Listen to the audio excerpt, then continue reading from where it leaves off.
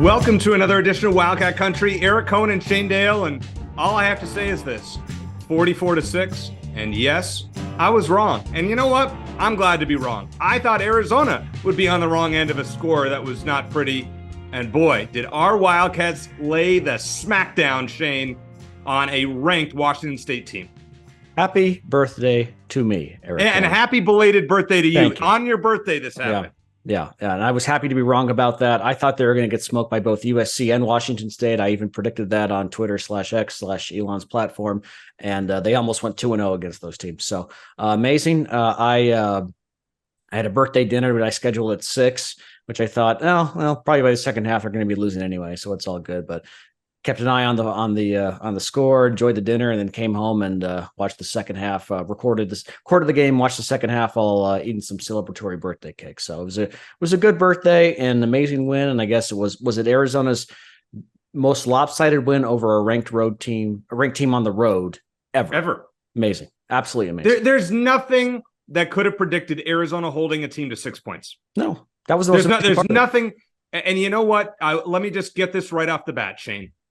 Sorry, Johnny Nansen, because we doubted you, and I doubted you, and we were questioning, should you have kept your job? I'm going to say this. Having Dwayne Aquina there makes probably a huge difference, but wow, the fact this unit held a ranked team that was scoring in bunches to 6 points on their home turf is phenomenal. Well, and the biggest difference between this game and the other games Arizona's played this season was the defense was definitely better, but they got the takeaways against Washington State. They didn't just get stops, they got turnovers. And essentially they got 5 of them. They had the 2 interceptions, their first 2 picks of the year. They had the fumble, and they got 2 stops on downs in Washington State territory that led to 10 more points. So that's what was missing this whole time, was defense turning right into offense. And so that was the big leap the only really big leap the defense still needed to make. And they keep that up the rest of the season, look out. All right, let's get right into it. There's a lot to discuss. Our buddy Aaron Torres is going to make his first appearance on the show in quite a while later on, and he's going to do picks with us, so we appreciate that. But Shane, let's start it off with your standouts. Shane's standouts. Go for it. Easy for you to say. Well, I'll start. We've given it to Noah Fafita a bunch, but I got to mention our guy, former Wildcat Country guest, Rayshawn Luke. You may know him as Speedy, who finally had a big breakout game. That 40-yard run, the first play of the second quarter, where he just lived up to his name, sped by everyone in the Cougar defense. Had a big game. I think for a long time, Eric, we were waiting for him to really join that running back rotation. And that really a 4-headed monster with the injured Michael Wiley. But even now with Jonah Coleman and DJ Williams, I mean, just being able to rotate those 3 guys now with Speedy having a big game, hopefully he keeps that up. So it's great to see that. He got a lot of reps, and deservedly so. Hopefully he'll be a big part of the last 5 games of the season. Defense now cheated the last couple of times and given it to the whole defensive team, which I could do again this time. I'm going to go with Jacob Kongaika, because he made that big stop on 4th down on Washington State's second possession. Because remember, Washington State marched right down the field in their first possession. They got a couple 3rd down conversions. They scored easily, and you're thinking, here we go. It's going to be a long day in Pullman. And then Washington State gets smacked in the mouth on that second possession. After Arizona scores on that touchdown, that long catch and run by Jonah Coleman, then he finishes the drive with a 1-yard run. And then Washington State tries to catch Arizona off guard on 4th and short, goes quick, and Kongaika just plows through the Washington State offensive line and makes that play. That, to me, if you want to go way back early in the game, was the play of the game, because it set the tone for the defense, gave them confidence. Arizona only got a field goal off of that, but I think that set the tone for the defense for the rest of the game and let Washington State. Washington State went for 2 on their first possession. They thought they were going to push Arizona around. Didn't get the 2-point conversion, and then Arizona gets that stop, and it's just a completely different game. So he set the tone early, and I think it's what propelled Arizona to hold Washington State scoreless for the rest of the game. It is time for a lengthy buy or sell, which is presented by our friends at Ice Shaker. If you are watching the video stream, Shane is drinking out of his Ice Shaker, and you can get one too by going to iceshaker.com and using promo code Wildcat Country, capital W, capital C, to get $5 off, or find it at fanatics.com. All right, Shane, we got a lot to go over, but number one, this was the most impressive and surprising Arizona victory since Oregon in 2014. Buy or sell? Certainly surprising, not necessarily that they won, but how they did it. and certainly the most impressive in as long as I can remember. I mean, the Yep. most well-rounded victory from quarterback play to the running backs. Just, you could rotate those guys in and all day long, in and out. The defensive line, rotating guys in and out, keeping those fresh bodies against the offensive line. The receivers did their job. Tanner McLaughlin had a good game. The secondary for their first 2 interceptions of the season. That first one was just a duck by whoever threw that for Washington State. But it was the kicking game, everything clicked for the first time all season. And we were waiting for it, not just this season, but longer than that.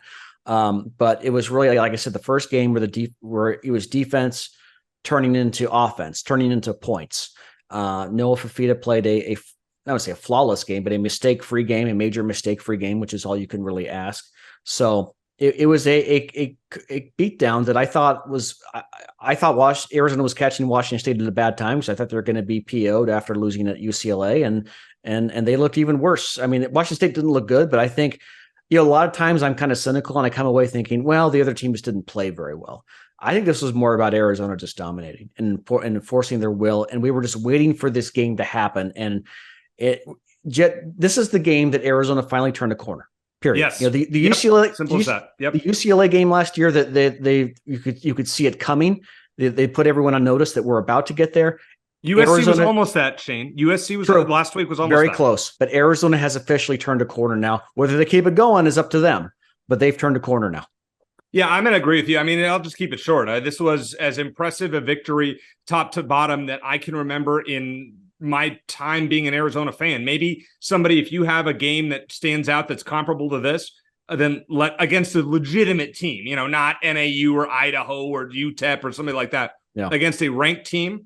The only one that would come to mind, I would say, I think it's 2005. It was homecoming. Willie Tui Thomas freshman year, they played UCLA and put it on him.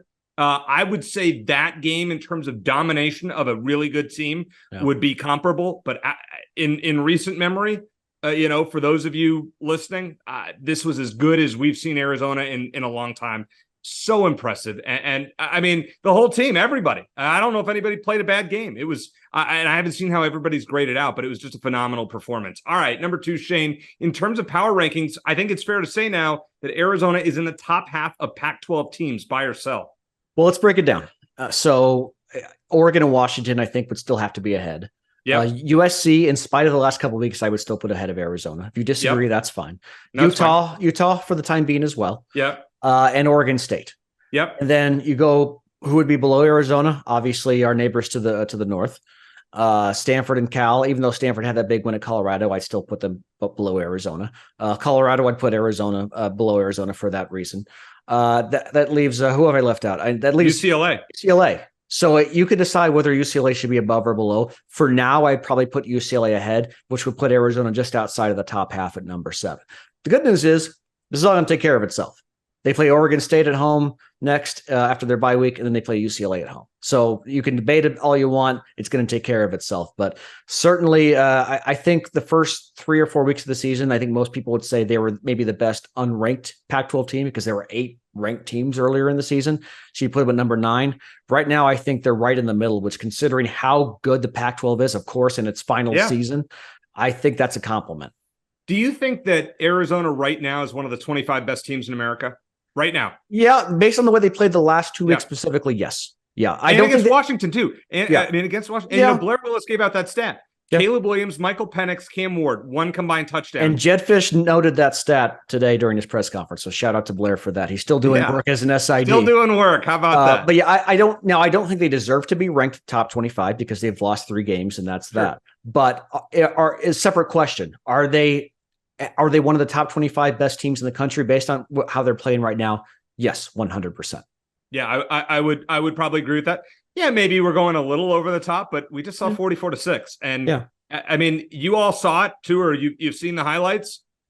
That was as dominant as any team over a ranked team will probably see all year. Yeah, absolutely. And on the road, no less. And I think that the challenge now for Jed Fish, it's a good challenge to have, but it's not to let complacency sit in and not to let this team think that it's arrived, which I think is so tempting for 19 and 20-year-old kids, as mature as they might be, to think that they're finally arrived and they're going to coast and they're going to go home and have a big home field advantage and roll over Oregon State. I'm not saying they're thinking that way, but I think it's easy for that to kind of creep in the back of your mind. And so now the challenge is for him and this staff to keep them focused, keep them hungry, keep them humble. By the way, I love Noah Fifita's interview after the game. He's a very humble guy. He spreads the credit around. I think his head's on the right way. But that's going to be the challenge, it's like, okay, we finally played the way we were capable of. Now we got to keep it going, and we got to work even harder the rest of the season, which was Jedd Fisch's message in his press conference on Monday. It was. Now, the next question, you can't go back to Jayden de Laura against Oregon State if he's healthy, can you? He can't. Jedd can do what he wants to do. At this point, you can't. I don't think so. I watched his answer carefully on the press conference on Monday, and he wasn't very committed to it one way or the other, which doesn't have to be. It's a bye week. But he did note, which was kind of interesting to me, that he did make a point to note that Jayden de Laura, he said because he took the last snap in that game, he took the knee. I think it was letting Jayden get the last snap at his former school, which I guess Jayden really appreciated. And that was awesome. And Noah Fifita was on the field for it. It was a great moment. But Jedd Fisch went out of his way in his press conference to note that Jayden's leg still isn't in very good shape. So you could see him kind of hobbling on the field. Mm-hmm. All that. So if you want to interpret that, you could say, well, maybe he's just continuing to make the point that he's not going to be healthy going into the Oregon State game. So we can kind of keep using that to start Noah Fifita. It's interesting though, because if you think about him being possibly a game time decision, reportedly Jayden de Laura game time decision against Washington State, it sounds like that was never really the case. So no, I don't think he's going to go back to Jayden de Laura. I think it's going to be I think he's in a tough spot. He loves Jayden de Laura. They have a great relationship, and Jayden's been a very positive, a cheerleader for Noah Fifita, which is great. Right. But no, at this point, the only thing missing between the Noah Fifita's first two starts and this one was a win. Now you got that. Now you got the blowout. Now you got a dominant one. Yeah. You have to keep rolling with that guy. And I think even Jedd Fisch knows that. If Noah is healthy, I think Jayden de Laura probably played his last snap at Arizona on Saturday. I'll say that. I mean, I don't see how you can go back to him. This team is brimming with confidence. He plays just smart football. Yeah. I wish Jayden nothing but the best, but I'll tell you, this is Noah's team right now, and he has the support of everybody and the fan base. I mean, it's pretty much unanimous. Like, I understand it stinks to lose your job because of injury, but sometimes it just happens that way. And this is a case of this program is better off for the long term with Noah Fifita. He's got to be the guy. And the reality, Eric, is that a lot of us are clamoring to see Noah Fifita even before Jayden de Laura got hurt, just because we wanted to see what he's got. And he's been great. He's gotten better every game we've seen him. He did okay against Washington, better against USC, and then was just again, you can't really point to like a big throw he made. That kind of sidearm throw he threw to T-Mac was great, but he was just a great manager of the game. And that's all he needs to be in this offense. Yep. It was phenomenal. All right. Number 4, Shane, what is Arizona's ceiling at this point? Not necessarily a buy or sell, but we've got 5 games left. You got Oregon State after the bye, UCLA after that, at Colorado, Utah from there, and then at ASU. I mean, you can make an argument, and I understand people who want to say Arizona could win all 5. Yeah. What is the realistic? Is it 9 wins? Are we talking 9-3 as a realistic? Let me just here's my expectation, because we reevaluate our expectations, different points of the season. Yeah. My expectation for this team, and I think it's a reasonable one, is that they are bowl eligible before they play ASU. Okay. That means they go 2-2 in their next 4 games, which I think they can win all of them. I don't expect them to win it all because it's still a tough schedule. They have 3 ranked home teams, and then there are 2 games on the road. Colorado, who knows? ASU, it's a rivalry game. Arizona hasn't won in Tempe since 2011, so who knows? They're all very winnable. I don't expect them to win them all, but I do expect them to at least find a way to split those 4 games so they don't have to depend on a rivalry territorial cup victory just to get to a bowl game. I think right now the ceiling is 8 wins. The ceiling is 4-1. And I think realistic, I think anything short of 7 based on what we've seen thus far. And I'd be a little disappointed. I mean, somebody was saying on Twitter, and and I understand that, or X, whatever you want to call it, that 6-6, you stick with the expectations. After what we saw the other day, has to be a winning season. Yeah. 7-5. You play your bowl game, win or loss. It is a winning season. And the next year, going to the Big 12, we have higher expectations. At this point, though, Arizona got to win 7 games. And you have to at least win one of the 2 Oregon State or UCLA. That is a must. That gets you to 5.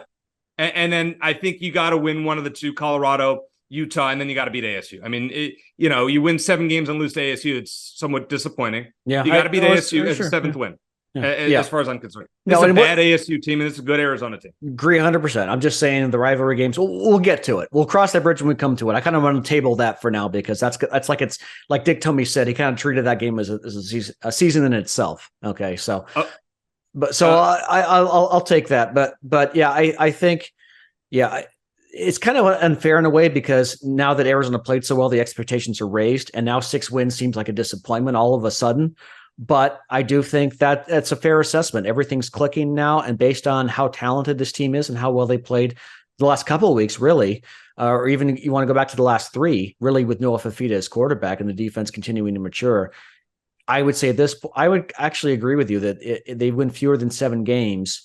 It would probably be considered a disappointment because that means you lose 3 of their last 5, especially if one of those came against ASU. All right, 3 bonus questions here, Shane. Number 1, Jed Fish right now deserves a contract extension by yourself. I don't know. Here's the thing. He's done a great job. I think we all agree on that, even though we may have our issues here and there with his play calling or whatever. But he's 10 and 21 as a head coach, and he's going to you're talking about a second contract extension. So I would dial it back a little bit. My biggest thing right now is they want to make sure he has enough money to retain his assistants, because that's massive. The guys he's brought on as his assistants have been outstanding, including Johnny Nansen. We have to mention that. But he's going to make more every year, $3 million total in 24, $3.2 million in 25, $3.25 million in 26, $3.6 million in the final year of his contract as of now. If he's doing, if they win 7 or 8 games this year, they get off to a great start next year, his name's going to start coming up in coaching searches. And then I think you have to pull the trigger and make another and try to keep him with another extension. But for right now, 4 wins. They're not even bowl eligible yet. They already had 1 extension less than a year ago. I would keep it at that for now. Okay. Number 2, you tagged me in a video on X of fans trolling Caleb Williams, a Notre Dame fan. I thought it was ridiculous. Not that I'm a big Caleb fan as a person and his, ridiculous, being his ego. Yeah. But it was so obnoxious. If you haven't seen it, just look at X and you'll see what Shane tagged me in. Yeah. Your thoughts on, are you okay with fans doing that, or do you think it's obnoxious like I do? I think it's okay. I think it's obnoxious, and I don't like fans going up to players like that. I will be honest, I laughed my ass off. Oh, I hated it. I thought it was look, if it was one of Arizona's guys and an ASU fan went up and did that, I'd be livid, okay?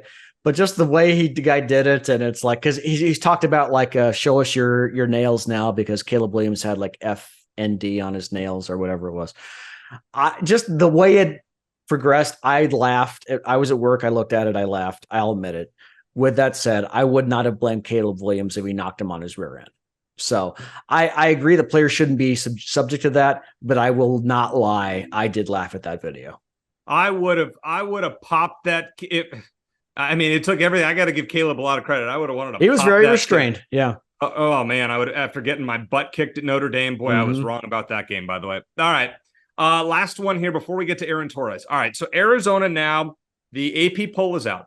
They are number 12, which is fair. Okay, maybe switching to men's basketball, just to be clear here. Yeah, men's basketball. Yes. Yeah. I thought they're a little lower than I expected, but here's their non-conference. Yeah. Duke is number 2, Purdue is number 3, Michigan State number 4, Florida Atlantic number 10, Alabama 24, Wisconsin 26. Other Pac-12 teams up there: USC 21, Colorado 26, UCLA 28.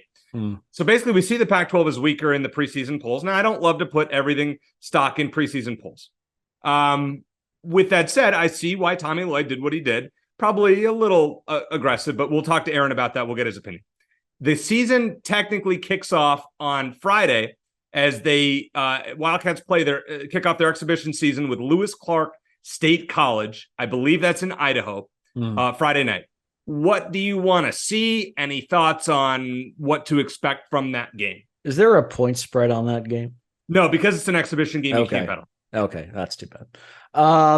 You know what? The biggest thing I want to see early in the season from Arizona is depth. The potential for depth anyway. You're not going to learn that much in this game. You're probably going to have a lot of guys play 15 to 20 minutes. But I want to see if this team can really go 8 or 9 deep. We have the returning guys, Larson, Ballo, Boswell. We know they're going to be integral parts to the team. And then you have Caleb Love, Jaden Bradley, and Kashad Johnson all coming in as transfers. They're going to be big as well. So that's 6. After that, you got KJ Lewis, who's got a lot of hype as an incoming freshman. You have the European guys, Krivas and Morauskas. And then you got can Henry Vasar make a leap forward after kind of a disappointing first season? Can Philip Borovichin get on the court? The 3-point champ in the red-blue scrimmage or whatever it's called now.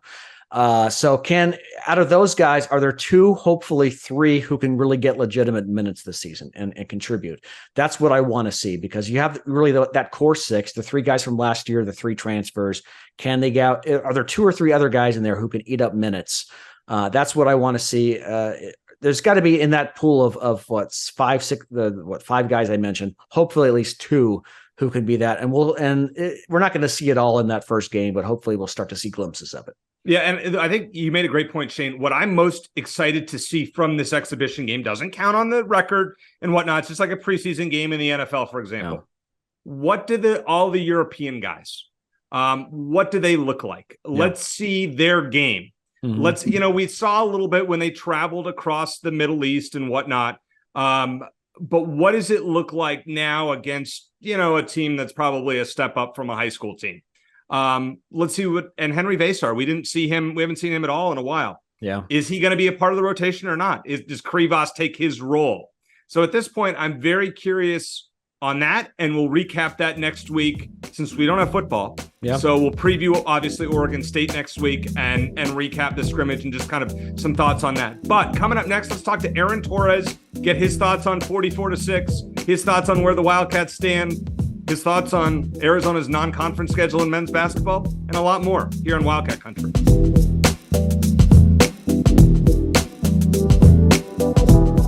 What's up, everyone? It's Chris Gradkowski, and football season is back. Ice Shaker is a proud sponsor of the Wildcat Country podcast. Don't forget to check out some of our new products like the Ice Shaker with the built-in bump box speaker that's going to absolutely pop at your next tailgate party.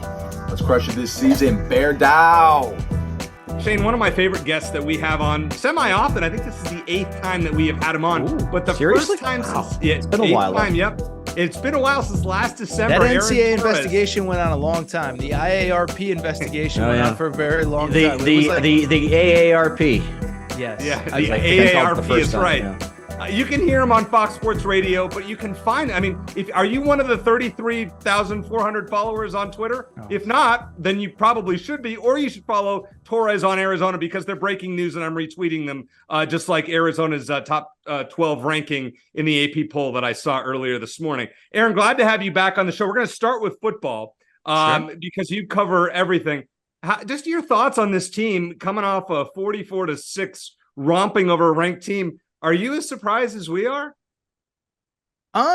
Listen, am I surprised? Like, I thought they'd be improved. You have a success. It's been building. And I think I was a believer, and maybe it's more of an indictment on Mississippi State, but like, I thought they were the better team than Mississippi State that night, and they lose in overtime, and it's on the road, and the cowbells, and the this and the that. And I was like, this team's got it together. And so, I think the thing that has been, in my opinion, a little bit surprised, like the offense, like last year, the offense was so explosive, so good, so high scoring, so this, so that. And it hasn't really been that way. I mean, Eric, you cover the gambling stuff, is like, wasn't Arizona one of the few teams, like every game was an under, at least through that Washington State game or something like that. So it's been a little bit more balanced. And then I think, the tough part for me, who tries to cover this stuff nationally, is I thought the Pac-12 would be good this year. It has obviously exceeded expectations, but knowing that you have Washington, USC on the front end, knowing some of the teams that you have on the back end, I thought that they would hit the over under win total. I thought they'd get to 6. I thought they'd get to a bowl game, but to go on the road, do what they did on Saturday, and then bluntly, as I said, I thought they were the better team against Mississippi State. Were they the better team against USC? I don't know, but they there was plenty of opportunities to win that game. So, to be where they are right now through this part of the season, I have been impressed, and obviously with the injury stuff and everything. So to answer your question, do I think that I thought that they would be here if I looked at the schedule? I don't know, but I thought they would be improved, and it's clear based on Saturday that they are definitely trending in the right direction. Well, Aaron, since it's been a while since we had you on, congrats to your Huskies. A very belated congratulations on another national title, and the Hurley brother that we don't mind see win. I gotta ask you guys off air what everybody thinks about Bobby, because he's like the most successful coach in Arizona State history. But he's whatever. I'll be careful in case a lot of mixed feelings about that guy for sure. Definitely not so much about Herm Edwards. Let me ask you. Arizona's got a quarterback controversy, or at least if you ask the fans, there's no controversy. They should go with Noah Fifita going forward, but Jed Fish has been kind of straddling the fence, kind of ambiguous in his Monday press conference as to whether Jaden Delora is going to get his job back when he's fully healthy, or if he'll stick with Noah Fifita. Should Jaden Delora be Wally pipped or Drew Bledsoe, or should Jaden get his job back, in your opinion? So you're saying Noah Fifita is Tom Brady 2.0? Is that he's that lesson? Good? Absolutely, 100%. Yes, multiple national championships for Arizona. 6 Super Bowls in the future. Okay, yep. That's good to know. Yeah, listen, I mean, I know like the old sports edict of you don't lose your job when you're injured, but I know you guys cover this on a week in, week out basis. I can only parachute in as an outsider and say the offense has looked so much better. It hasn't looked significantly better, but there's so much confidence with that guy. And then the fact is they're playing really well. Like, I know it's hard to say like they're winning because they didn't beat USC, but I don't know, like, to me, it feels like a no-brainer. You ride the hot hand. He has earned that opportunity. I would add, and again, I'm not in it like you guys are every day, it seems like Jaden Delora is his biggest supporter, runs off the field, gives him a hug. I see him tweeting about how I'm so proud of Noah, blah, blah, blah, this and that. And so I can only say, as somebody who just watches this stuff, and I'm not at press conferences, I'm not there behind the scenes, but yes, I think Noah Fifita has earned the opportunity to keep starting. And I understand the notion of the old sports saying of you don't lose your job if you're injured, but I think he's earned the opportunity. I think he's proven that he can win games at the highest level. And you look at the back half of the schedule, I think there's wins to be had. So I would ride him as long as he keeps producing at the level that he has been. Yeah, let's look ahead to the rest of Arizona's schedule. They have a bye week, and then 3 of their last 5 are at home. They got Oregon State and UCLA coming up. Won't be easy. At Colorado, won't be easy. It's in Boulder. Back at home against Utah, not easy. And then at ASU, rivalry game, who knows? How many wins do you see in the future for Arizona? It's a great question. So they're 3-3 right now. They have 5. 4-3. Okay. Don't shortchange them. They're 4-3. No, you're right. Because that's important, right? Is you want to get, not trying to undersell the program, but you want to get those 6 wins and get to a bowl game. I think they're absolutely bowl eligible. Listen, I'll say this is that Oregon State's really good. I was a little lower on them because I don't trust DJU, but he has been very good for the most part this season. UCLA in my neck of the woods. The defense is better than the offense. I think I'll say this. I think getting them at home really does help. Like Dante Moore, freshman quarterback, he hasn't been great on the road. And then Utah, I know it's kind of a day-by-day, week-by-week basis, and I'm not dismissing ASU or Colorado, but, the ranked teams on the schedule. Like Utah, I get that it's a week-by-week situation with Cam Rising. That offense has not been very good. And so I look at that team, and do I think that they're probably one of the 25 best teams in college football? Obviously, they're ranked in the top 25 as we speak here. Absolutely. But I think they're imminently beatable. I mean, the Cal game was pretty close, for about 2.5 quarters. Struggled to move the ball against Oregon State. Really struggled to move the ball even in some of the wins that they've had, UCLA and the Baylor game, which was like a miracle. Yeah. So basically, as long as things keep trending the way that they are, and, you guys are hitting the bye at the right time, like, yes, I think so. I guess the question was how many wins. I'll say a very conservative 7-5. I think 7-5 is the right number for this team. Again, Oregon State's really good.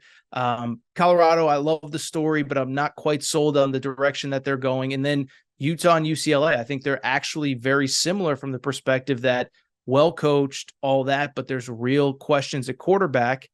And as we know, Noah Fafita, Tom Brady 2.0, we know who's going to have the quarterback advantage in that game. So, no, I like how the schedule breaks for Arizona. I really do. Boy, I love Shane having this Noah Fafita, Tom Brady comparison now. Don't put words in my mouth now. Usually I'm the one who says dumb things. No, I'm just kidding. Well, this is great. I love it. This is great. All right. Aaron, we haven't had you on, surprisingly, since the whole realignment thing happened. Sure. Just your take on Arizona to the Big 12 in football, Arizona to the Big 12 in basketball. Good move in both. Bad move. I mean, all things like, what are your thoughts on that? Yeah, I know that most Arizona fans were ready for something new, just not because like the Pac-12 was poorly run for a very long time. And so, yes, if you're asking me, like in a perfect world, I would have loved for everyone to figure out how to make it happen, even post USC, UCLA. That clearly did not happen. And so I think it's a great landing spot. One, from the basketball perspective, one thing I give Tommy Lloyd credit for, like, he has been so aggressive in the out-of-conference scheduling. But I think, and I don't know this for sure, I haven't talked to anybody in the program, but I think it's probably because he knows there's not a lot of great wins to be had in the Pac-12. So I think the schedule is going to increase exponentially. The talent that's going to come through Tucson, you're not going to have to schedule as aggressively in the non-con, and maybe he still will, but I think you're not going to have to do that now because the conference is going to be much better. And then for football, Eric, I know you saw this, and I said this a few weeks ago. I actually think when you look at all these teams that are leaving for different conferences, I think Arizona is set up nicely to have success in the Big 12. Is that great basketball conference? I think there's a lot of programs in football that have upside, that have potential, that in the right year things can happen. Teams that are there, I'm talking about. But who is that established program that you absolutely fear going in? Like Kansas State has had its moments. TCU has had its moments. Baylor has had its moments. But there's not that one team or two teams or three teams that you're like, oh my goodness, how do we get over that hump? So I think Arizona's positioned nicely. Obviously, Utah's positioned nicely. And I think when you start to look at where all these Pac-12 schools are dispersing to, I think Arizona's set up really nicely, frankly, in both sports, but even just from the football perspective. I mean, just as a side example, like look at how USC looked against Notre Dame this past weekend. I'm not saying they're going 5-7 every year, but you got to go against Michigan and Ohio State on top of the UCLAs and Washingtons and whomever. There are a lot of programs in the Pac-12 that I don't think are positioned very well. I think Arizona in both sports is positioned very well. And I think certainly in basketball, even maybe more than football, it's going to benefit them in the bigger picture. All right, so let's transition to basketball. And Shane's going to shake his head when I ask you this question. But now, since the AP poll has come out, Arizona faces in the non-conference, number 2 Duke, number 3 Purdue, number 4 Michigan State, number 10 Florida Atlantic, number 24 Alabama, and number 26 Wisconsin. Is this a smart move by Tommy Lloyd, or is this a case of over-aggressive scheduling? And I'll just add real quick, Aaron, Eric's very afraid of this schedule. He doesn't want any part of it. So I guess these are the weird things that I think about over the course of a day. Like I was thinking about the schedule today, based on knowing now that the poll's out. And I guess my question is kind of what I just referenced a minute ago. Did Tommy Lloyd schedule so aggressively because he doesn't believe there's great wins to be had in the Pac-12 this coming year? Or does he just love challenging his team in the out of conference? And the reason I bring it up is because I'm just curious what the schedule looks like 2, 3, 4 years down the road. But to me, I think this is a direct reflection of the former, which is I think he realizes there's not a lot of great wins to be had in the Pac-12 this year. Like as great as Pac-12 football is in its final year, I don't expect the same in basketball. I mean, maybe Washington State has some guys that I don't know about, and Oregon State's like, I don't think the league's very good. And so I think there's going to be a lot of frustration, but listen, like I hate to say it, guys, but I will say the NCAA tournament now is like the seeding is so much based on numbers and metrics and analytics as opposed to how do you look? I know eye test isn't a thing, and everyone makes fun of like these old, fuddy-duddies like me that think that eye test actually matters. But like the reason that you have, Rutgers playing Colorado State in Dallas in front of 22 fans is because it's a neutral site game and it looks better in the computers. It looks better in net, blah, blah, blah, blah, blah, this and that. And so I just bring it up because I think that's why Tommy Lloyd put together the schedule that he did. Was he felt like, we don't have to talk quad 1, quad 2 right now, but I just think he looks at the Pac-12 and says, USC is going to be good. UCLA, if all the international kids, work out. But there's just not a lot of like great wins to be had. And so I have to schedule Florida Atlantic in Vegas. I have to schedule all these games, especially on neutral fields, Michigan State on Thanksgiving Day or whatever it is. So I don't know if I'd be like worried. I think you're going to find out a lot about the team. And I think it's going to get them ready for Pac-12 play, where I think they're going to steamroll pretty much everybody. Yeah, Aaron, I think that Arizona and Tommy Lloyd really he went out of his way, and his coaching staff went out of his way to really fill some deficiencies going into this season in terms of great guard play, defense, toughness. They lacked all of those things, and I think we saw that in their one and done performance in the NCAA tournament. How do you think this year's roster shapes up for Arizona? So I like them. A couple of things. One, I think the way the Caleb Love thing happened, I think it works out very advantageously for Arizona. Certainly didn't work out at North Carolina. Then he commits to Michigan, where he's the guy, and it's like everything's falling apart, and he gets to just, it seems like it was one of those like I'm the captain now kind of deals, and then it doesn't work out, and he comes to Arizona, where we know Kylan Boswell's role, we know some of the other guys in that program, and I think he's kind of got to take that that humility pill, if you will, to just be like, what? At the end of the day, I have to make this work. This is like my last shot. If this does not work, I'm not an NBA player. I'm not having the career that I want. So I'm curious. I'm excited, but I'm a little bit more optimistic than maybe a lot of people that it works. And then the other guy that I love, and I've not made a secret about this, I think Keyshawn Johnson's a really, really good basketball player. And, the San Diego State thing was really cool.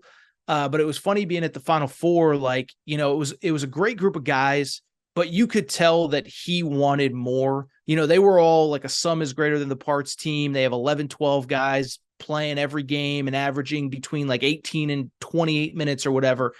And you could tell he wanted a bigger role. And I think he's a very, very talented player. And I think being in a position where he is going to get a lot of minutes and a lot of opportunity, I think he's going to thrive. My only concern, since I don't want to be, totally pie in the sky, the system is kind of built on, you got to be able to make open threes. And a lot of those guys don't have a history of doing that, whether it's Caleb Love, Jaden Bradley, but that's what you have the offseason for. And, that's what you work on in the offseason. I mean, that's all fixable stuff, but I guess that'd be my only concern is we know how they're going to play. We know what it's going to look like, but guys got to hit open shots when they get them. Yeah, and that's my concern as well. Caleb Love and Jaden Bradley, their field goal percentage in general hasn't been great, but hopefully they'll both improve collectively next season. Last question for you, Aaron, bringing it back to football for one last question. Since Deion Sanders in Colorado is the talk of college football this season, your overall thoughts on the program? They've struggled lately. Eric and I both believe Deion's not going to be at Colorado very long, either because he's not going to do well or because he's going to do very well and move on to use it as a stepping stone. What do you think?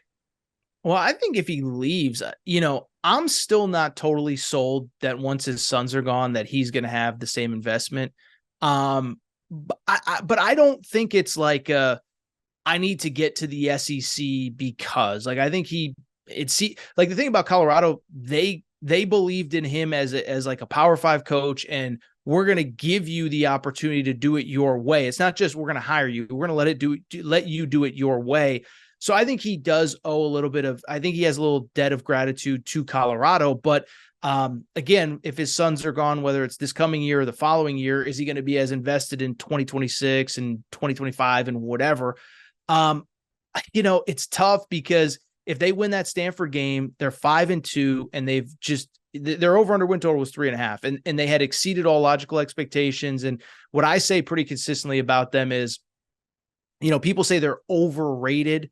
I don't think they're overrated. I think they're overcovered, but it's because people want to talk about it. It's an interesting story. Yeah. But that Stanford loss hurts. And the one thing I will say, I think Deion, I don't know how to say this. I don't think he's like feeling the heat, but I think he's lost I think there's a lot of guys in that locker room that think because they play for Colorado, because of Deion's past, because of Deion's social media, because of Deion's presence, that they've made it.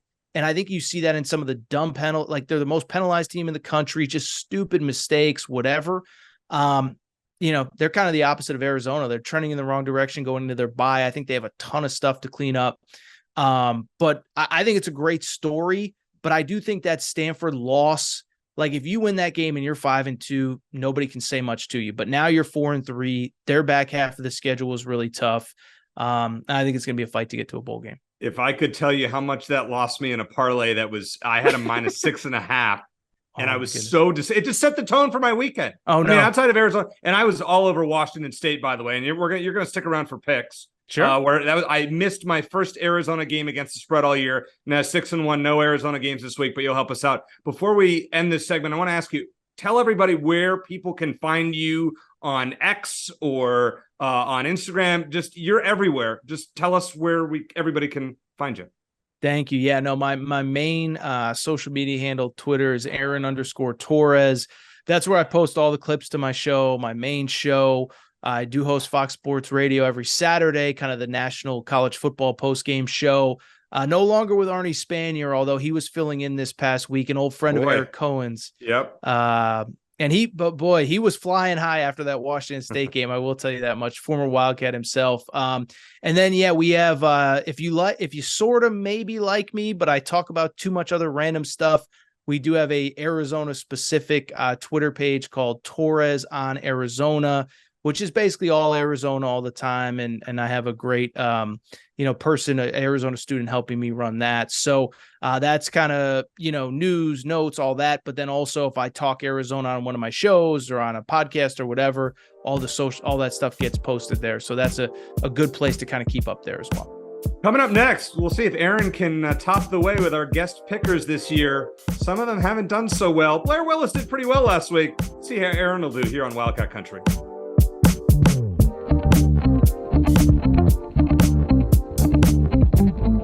Last week I finally missed an Arizona pick, as I teased before. I went 5-3. You went 6-2, and I am now 12 games above 500. You are 6. You're I think we agreed on every game except the USC Notre Dame game, didn't we? And I got that one. Was I wrong about that one or what? Now, Aaron Torres is going to try to do better than Blair Willis is 5-3. Only 7 games this week. We're not picking Arizona, so Aaron, the pressure is on. I was going to start with UConn this week. If you want to give us a pick on your boys playing South Florida as 2.5-point dogs, this one doesn't count.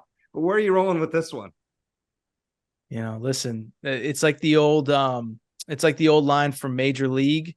So Lou Brown says, "Boys, we won yesterday. If we win today and we win tomorrow, that's called a winning streak." It has been done before. Has happened before, yeah. Yeah. So they're on a 1-game winning. I'm kind of bummed. I know. Listen, Mora, Pac-12 ties. He was great last year. They made a bowl game. It's been a disappointing start, but I will go a win over South Florida to go on now a 2-game winning streak after taking care of business a few weeks ago.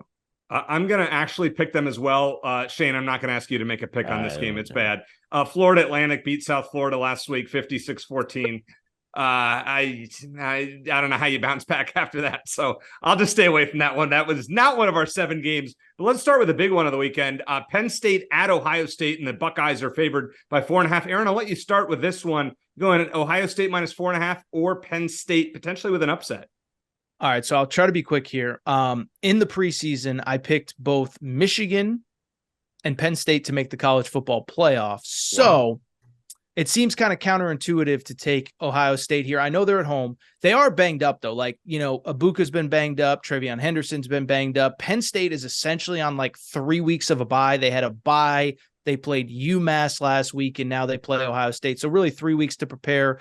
Ohio State had they were at Purdue last week. So I'm actually, I'll just, since it's against the spread, I will take Penn State against the spread, but I think that they will win. And again, I'm a I'm beholden to my preseason picks. I want to look smart, so I'll definitely take Penn State to win it. I'll take them to cover in this case. Take them to cover. Okay.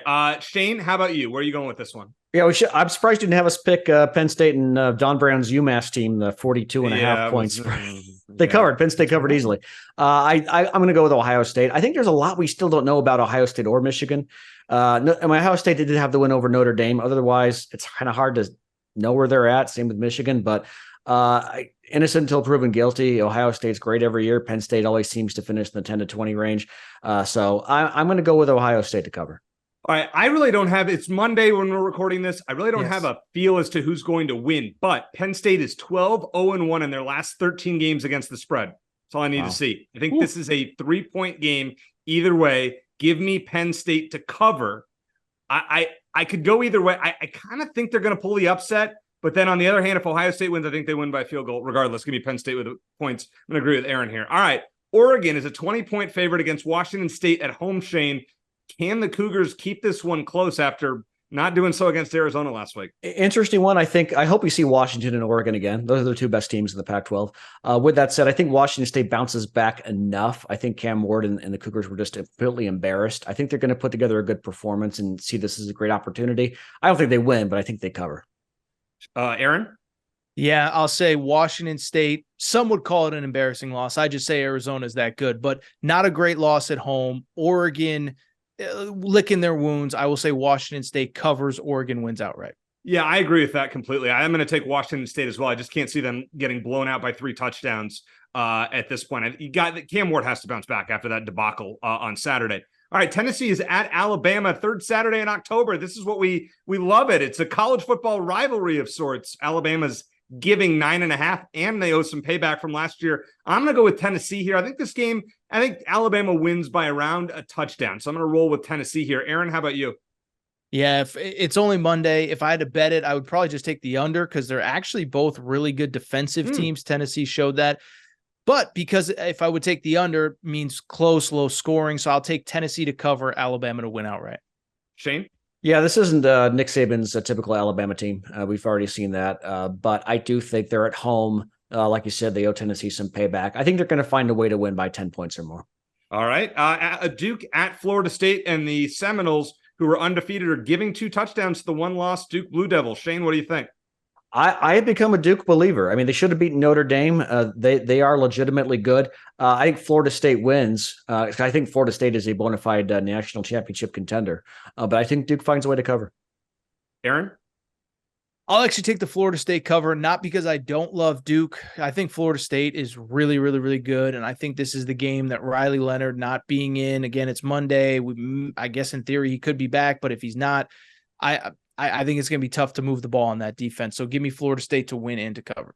I agree with you. Florida State is just a machine at home. They've scored, 30 points, I think like 10 or 12 games in a row, something crazy like that. I don't know if Riley Leonard, if he plays, will be healthy. I will take Florida State to cover, win this game by at least 3 touchdowns. All right, Utah at USC. This one's a tricky one, guys. USC is -5 at home. Shane, I'm going to start with you. I don't even know. Go ahead. Give me something. Well, Utah's great at covering at home, not so much on the road. It's as simple as that. USC got embarrassed. I mean, and their embarrassment was coming 3 weeks in a row. They didn't play well against ASU and then Colorado and then Arizona, and they finally got humbled against Notre Dame. I think this is a get-right game for USC. I think Caleb Williams has maybe his best game of the season, and I think they cover and probably cover pretty easily. Okay. Aaron, how about you? I'm with Shane. I think Utah had their number last year, but the quarterback stuff, I just don't think this offense is good enough. And to Shane's point, coming off an embarrassing loss back at home, haven't played well in a couple weeks. I think that humbled them. I think they win and cover. Yeah, and also, as you mentioned, USC lost to them twice last year, right, including a blowout Pac-12 championship game. There's a level of revenge. No Cam Rising, no Keithy at tight end still all season. I will roll with USC covering the 5, and that line will go up. I think I've seen it as high as 7 already, so don't be surprised if that goes up a little bit. All right, 2 more to go. UCLA -16.5 at Stanford. You know what? After what I saw from Stanford last week, guys, I'm buying the bandwagon. And as Aaron mentioned earlier in the show, UCLA on the road, not as impressive. So I think they win. I just don't think they win by 17 points. So I'll take Stanford. How about you, Shane?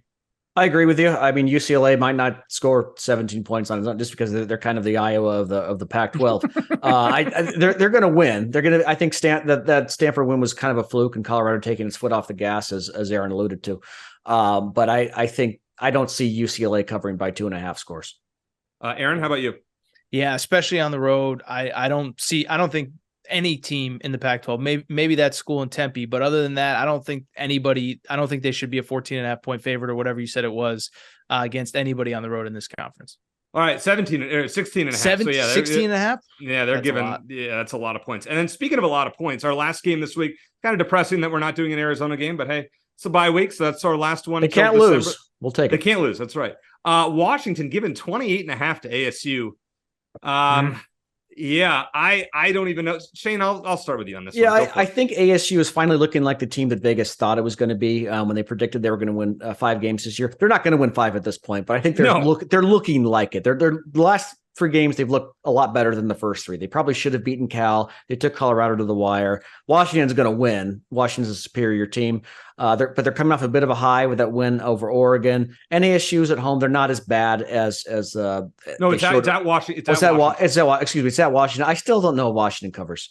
So I think ASU is going to find a way to cover the spread. Even if Washington gets up by 4 or 5 touchdowns, ASU might throw in a garbage time touchdown or 2. All right, last pick, Aaron. What do you got? Real quick, I know we're short on time. What time is kickoff of that game? Do we know? It is a late game. I think it's 7:30. Okay, so night game. I'll just for the sake of being different, I'll take Washington. I mean, I have no super strong opinion on it, but ASU going on the road, Washington. I think they still want to make a statement post Oregon. I'll be a little different. I'll take Washington. You know what? That's the only pick you and I are going to disagree on. I'm going to take ASU with the points. I see a little bit of a letdown for Washington. You guys are such Sun Devils homers, the two of you. It's unbelievable. Oh, my. Yeah, that's that. You know what the strategy is, Aaron? As long as I take ASU to cover and I'm if they do, at least I have something to be happy about. It's like my fantasy football strategy. I take players on teams I hate, so if they do well, at least I have that. You can also be the unbiased, the unbiased journalist here, the big J's. Oh, no, I took him to cover. Come on, 28 and a half. That's right. Never a doubt. Love the Sun Devils. Before we let you go, I got to ask you one question I failed to in the last segment. The Final Four is in Glendale. Considering Arizona's supposed to be high. I hope so. Should I start looking at tickets? I knew Shane's reaction would be what it is. Should I start looking at tickets yet, or is it a little too early? I mean, just look at tickets because you'll always be able to sell them if Arizona doesn't make it. And then you should buy a couple extra because if Arizona does make it, that resale market is going to be bananas. I think it's absolutely in play. Why not? By the way, West Regional is in the Staples Center this year. Crypto.com arena, excuse me. So it's an Arizona pathway is all I'm saying. Well, at least it's not in Anaheim because that's where Arizona really goes to hell is when it's in Anaheim. So look on the bright side. Aaron, we really appreciate you joining Shane and I doing picks with us. Always great to talk to you. Great info as always. And people know where to find you because you are everywhere on X, Twitter, whatever it's called. We really appreciate it. For Aaron Torres, Shane Dale, I am Eric Cohen. Thanks for listening. And as always, bear down.